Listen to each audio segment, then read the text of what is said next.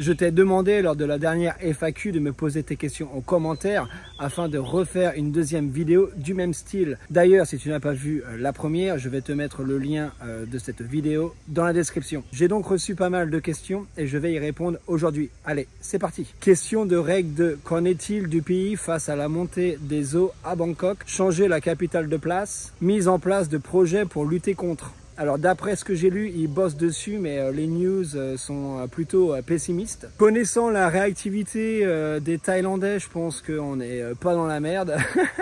En plus de ça, ça va pas forcément rapporter de pognon. C'est pas comme construire des buildings. Ça paraît pas tip top pour le futur. Il faut savoir que Bangkok est à 1,5 mètres au-dessus du niveau de la mer. Donc ça fout les boules. Dès qu'il y a de fortes pluies, ça s'inonde en 2 minutes. D'ailleurs, là, on va arriver dans la saison des pluies, donc je pense que ça va recommencer. Je te ferai d'ailleurs une petite vidéo sur ça.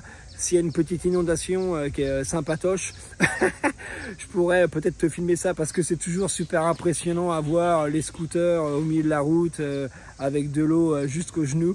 Donc, affaire à suivre. Question de JP Thai Racer. Est-ce que tu as de vrais amis au pays du sourire sur qui compter sur la durée? Alors, des vrais amis sur qui compter en Thaïlande, honnêtement, je vais te dire que non. Moi, j'ai pas d'amis, Monsieur Bourdin. La seule personne ici sur qui je peux compter, ça va être mon cousin qui habite sur Bangkok. Après, sinon, c'est vraiment un problème d'expat. C'est vrai que le fait d'habiter à l'étranger, c'est plus amené à galérer au niveau friendship parce que il y a pas mal de gens qui viennent et qui partent. Donc, j'avais des amis fut un temps. Le problème, c'est qu'ils sont tous partis parce que voilà, c'est comme ça que ça se passe quand on vit pas dans son pays d'origine. Après, faut dire aussi que je suis pas non plus en recherche de potes. Entre le taf, la muscu, les vidéos YouTube, la vie de famille, j'ai pas énormément de temps pour socialiser. Et puis j'ai aussi ce côté un peu casanier où voilà, j'aime bien rester à la maison. Je suis pas un gros fêtard, du moins je le suis plus. No! God, please, no! No! No! No! Après, si demain je rencontre un gars avec qui on a les mêmes délires, les mêmes centres d'intérêt, je suis preneur, hein, je dis pas non, mais sinon je suis très bien comme ça. Question de Erwan Koik, alors j'espère que je prononce bien ton nom de famille. Si c'est ton nom de famille, je vais lire ta question parce qu'elle est un peu longue et voilà, je vais pas m'en souvenir. Comment comptes-tu faire lorsque tu seras en retraite, vu qu'en Thaïlande ce n'est pas fameux et qu'en France tu auras au mieux le minimum vieillesse à partir de 67 ans, vu que tu n'y auras pas, ça veut rien dire, 172 trimestres cotisés. Alors la retraite en France, j'y pense même pas. D'ailleurs, qui te dit que tu en toucheras une toi-même? On est à l'abri de rien avec ce gouvernement. On est sûr de rien. Je veux pas faire de politique, mais le gouvernement se fout bien de nos tronches. Donc, ma vision par rapport à ça, c'est de charbonner comme jamais pour mettre assez d'argent de côté, pour justement ne pas être dépendant de aucun système. Et je sais que voilà, c'est pas quelque chose de facile, mais pourquoi pas? D'autres l'ont fait avant moi, donc pourquoi pas moi? Question de navigateur, ou en anglais navigator. Oh, l'accent de merde!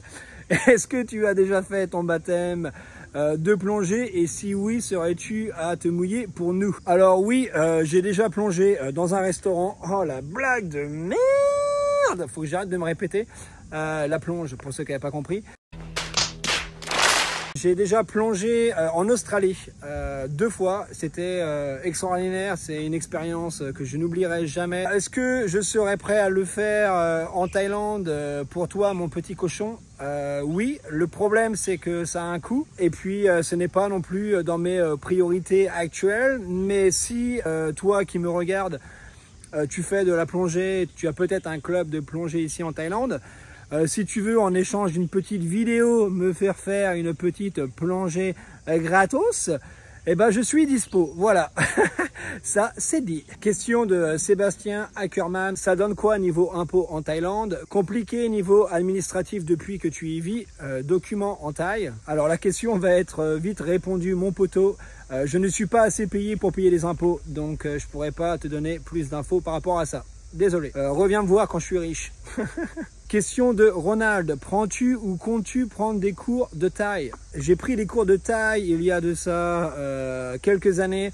J'avais signé pour 1 an. Au final, j'ai fait 6 mois parce que ça m'avait gavé d'aller 2 fois par semaine le soir se taper 2 fois 2 heures dans une classe avec 20 élèves. Si c'était à refaire, je pense que je prendrais des cours en privé du style one-on-one.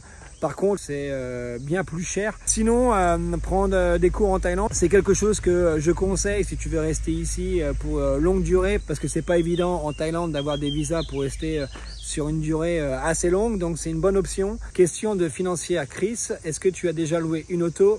Et est-ce que tu pourrais faire part des erreurs à éviter? Alors désolé, non, je n'ai jamais loué une voiture en Thaïlande. Ce que je fais en général, c'est que quand je vais en vacances, je prends soit le bus, le train ou l'avion, et une fois sur place je loue un scooter. Pour les erreurs à éviter, quelqu'un pourra sûrement mieux te répondre en commentaire. Question de Black Rider, comment comptes-tu faire si l'euro s'écroule pour financer ta vie en Thaïlande? Eh bien, je bosse en Thaïlande pour les Thaïs, donc je suis payé en baht, donc l'euro pour moi aujourd'hui ça m'en touche une sans faire bouger l'autre. Donc voilà, je suis pas concerné. Question de Julien, destruction nuisible, peut-on ouvrir un compte bancaire en Thaïlande si on vient pour une période de 6 mois ou 1 an? Et peut-on le garder si on compte rester 8 mois en Thaïlande et rentrer 4 mois en France? Alors cette question elle est un petit peu délicate parce que en fait il y a différentes histoires, ça dépend vraiment de chaque personne. Si tu viens en tant que touriste, je te dirais qu'à 99% tu l'as dans le baba. Ça sera impossible d'ouvrir un compte bancaire. J'ai bien dit 99% parce que tu as toujours une petite part de chance, tu as toujours des histoires de gonzes qui ont réussi à ouvrir un compte bancaire avec un visa touriste. Et d'ailleurs, pour éviter les commentaires, ouais mais si, moi j'ai ouvert un compte en tant que touriste, tu dis des conneries. Donc voilà, 99% des cas en tant que touriste, c'est mort. Moi, ce que je te conseillerais, c'est de venir sur place et d'aller démarcher. Et puis prier pour que tu arrives à ouvrir un compte. J'imagine que c'est ton cas, hein, si tu viens en Thaïlande pendant une période de 6 mois ou tu veux faire 8 mois, 4 mois, j'imagine que tu veux venir ici en tant que touriste. Après, une option, ça serait de partir sur un visa étudiant d'1 an. Encore une fois, c'est pas sûr à 100% que tu puisses ouvrir un compte bancaire, mais ça sera plus facile qu'avec un visa touriste. Après, si tu as un visa non B, non O, tu travailles, tu es marié, ou tu es en retraite, ça sera bien sûr beaucoup plus facile d'ouvrir un compte bancaire. Donc voilà poto. Question de Pierre Vernet, est-il nécessaire de se munir d'un adaptateur électrique pour recharger son téléphone en Thaïlande? Alors non, tu n'as pas besoin d'un adaptateur ici en Thaïlande. Encore une fois, dans 99% des cas, parce qu'il peut s'avérer que dans certains hôtels ou certains endroits, tu puisses mettre ton adaptateur, mais par contre, ils ne tiennent pas super bien. Ce que tu peux faire par contre, c'est d'aller tout simplement au 7-Eleven et puis tu achètes un adaptateur là-bas, ça coûte pas cher. Question de Pat Rick, es-tu au courant des extensions et des visas pour les plus de 50 ans? J'ai mon billet pour 60 jours, mais j'aimerais bien rester plus longtemps. Alors j'ai une question pour toi, quand tu dis que tu veux rester plus de 60 jours, combien de temps veux-tu rester? Si tu comptes rester en Thaïlande pour 1 année par exemple, tu peux partir sur un visa étudiant. Alors pour les plus de 50 ans, ce qu'il y a aussi, c'est le visa retraite. Mais si tu ne comptes pas vivre en Thaïlande, ça vaut pas le coup. Alors les visas, c'est vraiment un sujet qui est délicat, donc je veux pas te dire de bêtises. Le mieux serait que tu contactes, bien sûr, si tu le souhaites, Maxime. J'ai mis son lien en description. Il a une agence à Paris et à Bangkok. Il s'occupe de faire des visas pour tous les Français qui veulent venir en Thaïlande. Donc contacte-le si ça t'intéresse et puis il pourra te renseigner bien mieux que moi. Question de Bébert, à quel âge seras-tu en retraite et est-ce que ta pension te sera suffisante? Question similaire à celle reçue tout à l'heure. Je ne compte pas sur la retraite en France. Mon objectif est de créer ma propre retraite. Je ne veux pas être dépendant du système. Donc voilà. Question de Thierry Calmont, pourquoi ne fais-tu pas de l'accueil de français? Ça serait top. Je reçois beaucoup d'emails, beaucoup de messages de personnes souhaitant avoir de l'aide ou des renseignements sur la Thaïlande. Et je suis toujours content de pouvoir aider quand je le peux.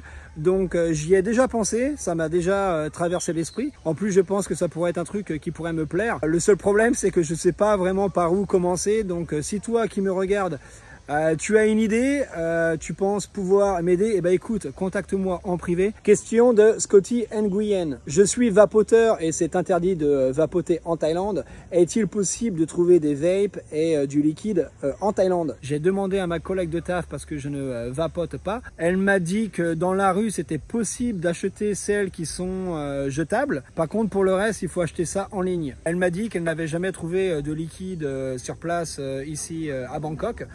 Peut-être que c'est possible ailleurs, hein, j'en sais rien, ou peut-être que c'est possible aussi à Bangkok, mais elle l'a mal cherché, la coquine.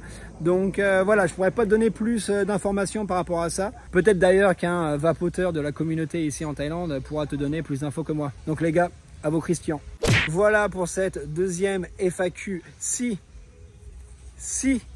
tu as encore des questions, mets-les-moi en commentaire et puis je pourrais peut-être refaire le volume 3 d'ici quelques semaines. Si tu n'as pas de questions, eh ben, c'est pas grave et je te revois pour une prochaine vidéo. Dans tous les cas, n'oublie pas que si tu es encore là, c'est que tu es un bon. Moi, je te revois très vite pour de nouvelles aventures. En attendant, porte-toi bien. Ciao, poto!